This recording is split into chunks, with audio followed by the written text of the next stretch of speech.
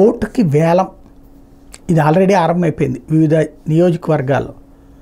ఒకళ్ళు 1000 ఇస్తుంటే ఇంకొకళ్ళు 2000, వాళ్ళు 2000 ఇస్తున్నారు కాబట్టి వీళ్ళు 2500 ఇట్లా ప్రారంభమైపోయింది. డబ్బుల పంపిణీలు ఆల్రెడీ ఆరంభమైపోయినాయి. నేను మొన్న మధ్యనే చెప్పాను, ఇప్పుడు పీక్ స్టేజ్కి వచ్చేసింది. ఇక్కడ దగ్గరకు వచ్చేసింది కదా 13వ తారీఖు కంటే.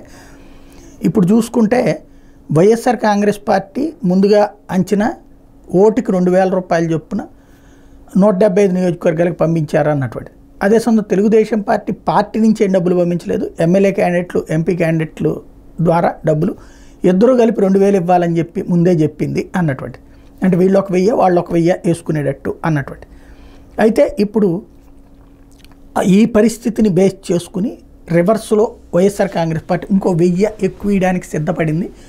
3000 అంటే వాళ్ళు 2000 ఇస్తే వీళ్ళు 3000 ఇవ్వమన్నారు అన్నట్టు.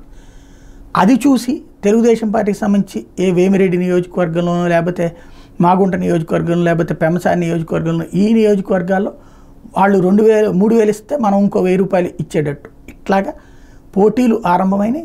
ముందు ఒకళ్ళు ఇస్తే రెండో దత్తి తెలుసుకుని రెండో వాళ్ళు ఇంకొక రూపాయి అనేటువంటిది. ఇక ఈ వేలంపాట ఎక్కడ దాకా వెళ్తుందో చూడాలి.